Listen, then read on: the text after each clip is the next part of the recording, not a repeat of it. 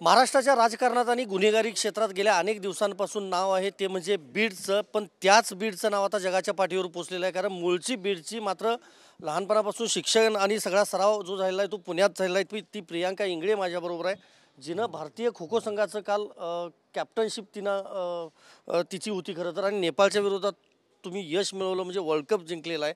तुझी पहिली प्रतिक्रिया? मला खरंच खूप छान वाटते, कारण की मी कॅप्टन असताना जी माझ्यावरती जबाबदारी दिलेली होती ती मी काल खूप छान रीतीने पार पाडली. तर मी स्वतःला खूप प्राऊड फील करते. आणि काल आमचा नेपाळसोबत सामना झाला त्यावेळेस आमच्यावर काही प्रेशर नव्हतं, पण माझ्यावरती पूर्ण टीमची जबाबदारी होती, जी की मला खो खो फेडरेशन ऑफ इंडियाने ॲज अ कॅप्टन म्हणून मला निवडलेलं होतं. तर माझ्यावर खूप मोठी जबाबदारी होती. खो खोचा पहिला विश्वचषक होणार होतं आणि ते जिंकण्यासाठी आम्ही सर्व मुलींनी खूप प्रयत्न केले आणि काल तो विजय आम्ही खेचून आणला. क्रिकेटसारख्या महागड्या खेळांमध्ये खो खो खरं तर दुर्लक्षित खेळ म्हणून ओळखलं जातं. तुला कशी आवड निर्माण झाली त्याबद्दल, म्हणजे त्यातच का करिअर करावं असं वाटलं तुला? म्हणजे मी शाळेत असताना खो खो खेळायला चालू केलं. आमच्या शाळेमध्ये खो खो कबड्डी असे दोन्ही खेळ होते, पण माझं खो खोकडे जास्त अट्रॅक्शन झालं, कारण की मला खो खो खेळ हा पहिल्यापासूनच आवडायचा. त्यामध्येच मी नंतरनं ज्यावेळेस मी चांगली खेळायला लागले त्यावेळेस मी त्याच्यामध्येच करिअर करायचं ठरवलं आणि त्यासाठी खूप मेहनत आणि खूप कष्ट केले. त्यामुळे आज मी एक इन्कम टॅक्स ऑफिसर पण आहे. इन्कम टॅक्समध्ये ॲज अ टॅक्स असिस्टंट म्हणून मी जॉब. कधी लागलाय तुला जॉब, आणि घरची परिस्थिती सांग? आई वडील काय करतात, घरचं काय बॅकग्राऊंड आहे तुझ्या? माझे आईवडील आमचं लेडीज शॉप आहे आणि वॉटर फिल्टरचं शॉप आहे. तिथेच असतात आईवडील दोन्ही शॉपवरती. आणि भाऊ हा डी फार्मसी करतो आणि मी मुंबईमध्ये इन्कम टॅक्समध्ये जॉब करते. कधी लागलाय तुला जॉब? 6 महिने झाले, आता जॉईन झालेत मी.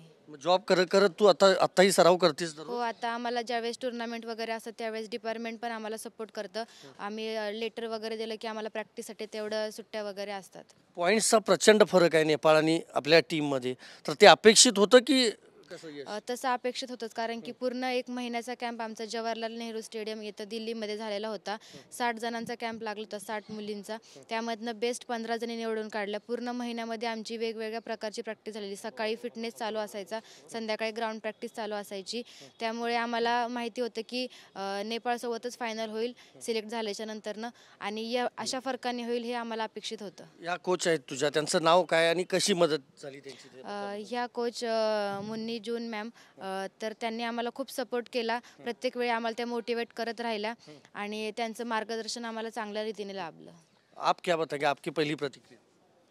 मेरी प्रतिक्रिया विश्व कप को देखकर बहुत ही अच्छा रहा, क्योंकि हम जिस टाइम पे खेलते थे इस इंटरनेशनल लेवल के मैचेस नहीं होते थे, और जब हम एज ए प्लेयर हम इंटरनेशनल लेवल पर नहीं खेल पाए, लेकिन एज ए कोच मुझे बहुत ही अच्छा लगा कि हमारे खिलाड़ियों को हमारी फेडरेशन के द्वारा श्री सुधांशु मित्तल सर हैं, MS त्यागी सर हैं, और जो इंटरनेशनल लेवल पर हमारे सेक्रेटरी थे श्री रोहित हल्दानिया जी, उनकी अथक प्रयास से और कड़ी मेहनत से इतने बड़े लेवल पर ये जो आयोजन हुआ उसको देखकर हर कोई भारतीयवासी नहीं बल्कि दुनिया भर में एक इतिहास बना है.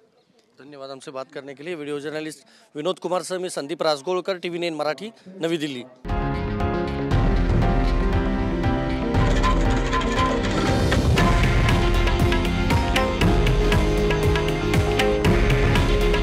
हे आहे देशातील नंबर 1 न्यूज नेटवर्क आणि आपण पाहत आहात TV9 मराठी. काळजी तुमची, हित महाराष्ट्राचं.